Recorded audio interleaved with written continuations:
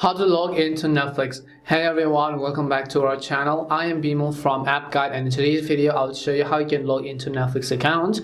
But before we get started, as always, if you are new to our channel, then make sure to leave a like and hit the subscribe button. Without any further ado or delay, let's get started with today's video.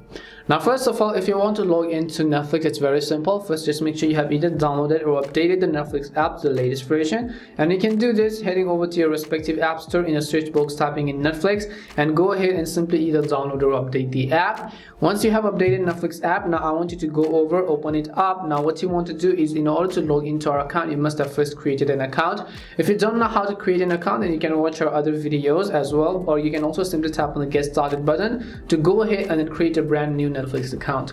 But if you want to go ahead and then actually sign in, tap on the sign in button on the top right corner of the screen, and here you want to simply enter your email or phone number and your password and tap on the sign in button. If you forgot your password, you could tap on the need help button in order to reset it, but now I'll just go ahead and try to log into my account as well.